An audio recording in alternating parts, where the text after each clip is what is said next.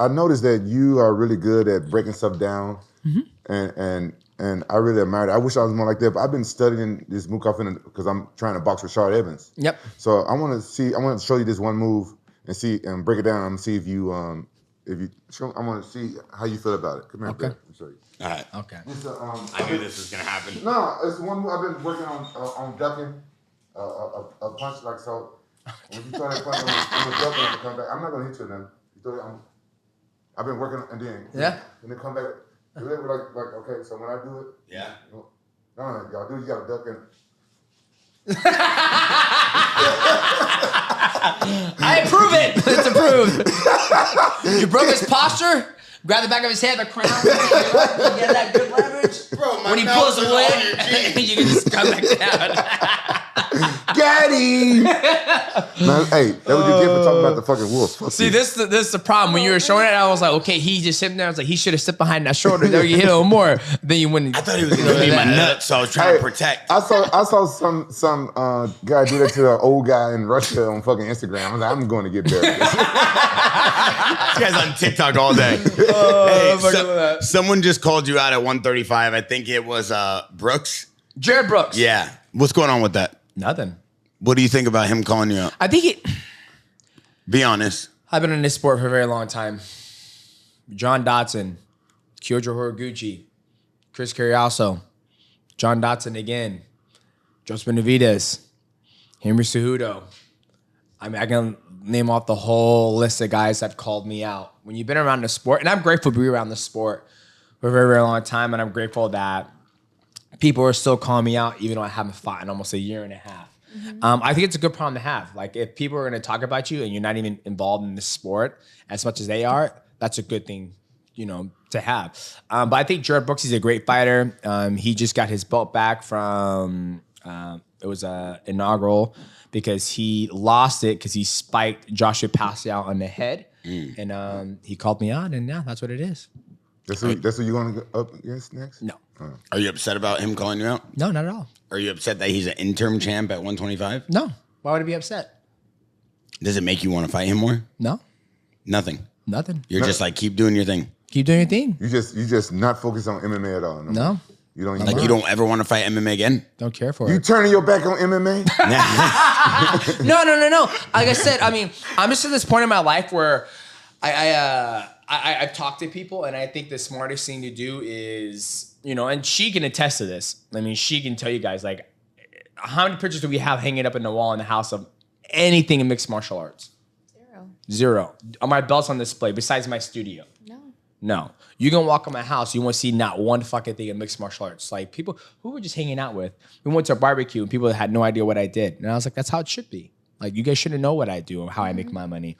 So for me, every single I fought in mixed martial arts, like she said, I would win my fights. I would go home and leave that life behind. And so when I've been removed from it for a year and a half, it's almost like I'm not missing anything. Like, I saw Matt, you guys had Matt Brown on the podcast. The Immortal. And I saw Matt Brown said something about, like, it's hard for Tony Ferguson to leave the sport, right? Like, he was like, it's a drug. It's like you can't, I never fell in love with that drug. I never fell in love with, like, don't get me wrong, like, sometimes when me and her sit back and relax and we think about, like, the career I've had in mixed martial arts, and we enjoyed it, but we didn't really, like, lavish in the moment. You know what I mean? So, but for me, I've always, like, I would fight. Like, I never forget, after I knocked out Adriano the first time, and they went out and partied, and I was just so fucking tired. I went back to the hotel room. I was just chilling. And I never forget, I got a call from Chatri. Chatri goes, hey, man, like, I just want to say I appreciate you. I thought when you came over here to fight in one championship, I thought you would come over here just for a check. But, like, you came over here and you fucking showed out. Like, I was a beautiful display of mixed martial arts. Oh, thanks, man. Appreciate it. I'm fucking tired. I'm going to bed. And I went to bed and went home and went back to regular life. Like, took care of Tyron, Maverick, Tanit. And so, for me, when people call me out, I was like, okay, called me out. It's just a job. It's just a job. You're like, I just have a cool job. Like, yeah. That's all it is. He doesn't identify as, like, that is who I am. But, like, there's a lot of people that do, and, like, if they take MMA or their lights and cameras and the red carpet life and they take that out, who are they? Yeah. And that was his biggest thing of, I used to want to hang his stuff all over, and he's like, no, absolutely not. And so we'd have camera crews at one point when we allowed cameras in the house, and they're like, where the fucking belt's at? Where's everything? Where They were is like everything? expecting to film shit on the walls, and I'm like, it's in the closet. He doesn't want it out. Yeah. And back then, to be honest, I never understood. But now that we have children that are older and I understand, I have mad respect for it. Yeah. You know, I really do, because it's like, it's not who he is. He's way more than just a badass athlete. You know, there's way more to him than that. My buddy came over, one of my best friends from childhood, and I had my SB in the closet, and he goes, "Nigga, you got an SB?" He goes, "Get this motherfucker on the wall." And I was playing games. I was like, "You think so?" He goes, "Yes." You know how many people go the whole fucking life as an athlete? You beat Conor McGregor in that category. Yeah, Conor and Floyd. Yeah, and he goes, "You get this motherfucker." So now it's on display in my game room, but throughout the house there's nothing. So to bring back to the context of things. I don't really care when people call me out. I think it's a good thing that people still want to fight me, even though there's a lot more great athletes out there, right? But you do realize that, and humbly speaking, that you're the greatest to ever fight in mixed martial arts. You're the GOAT. Yeah, so I think don't you feel that like, so if there's nothing left to prove and you're officially done, don't you feel like the world deserves that like victory tour, deserves that like, hey, I'm officially done? Well, like, I feel like the world of I MMA do. needs that. Yeah. I 100%. And I feel like you need it respectfully. I will advocate for that, absolutely. Yeah. I do believe that.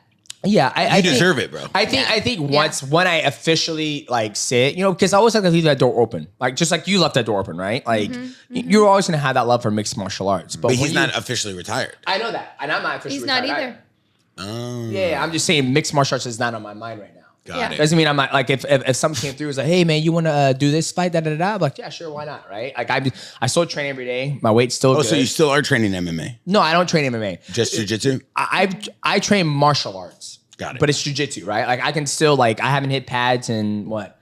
That was the second time I hit pads with Yogi in like a year and a half, and I can still move. You looked incredible yesterday. Yeah. Yesterday at the shoot, him and Coach Yogi, we had them do some content. Yeah. So Coach Yogi was holding pads. The guy looked like he was ready to go fight for the belt. Yeah, but I still He understand. still has it. I still have it. I mean, right? bro, you're the GOAT. Of course you still have it. But I mean, like a lot of people We're definitely think, not doubting that. but I feel like when people think like you don't train mixed martial arts doesn't mean you still can't do it. It might not be to the highest level, but I can get back to the highest level just like you can, right? Absolutely. So for me, I think when the time does come and I do officially retire, then I'll be like more open about like, okay, these are the reasons why, I set goals for myself, and then be more open about that situation.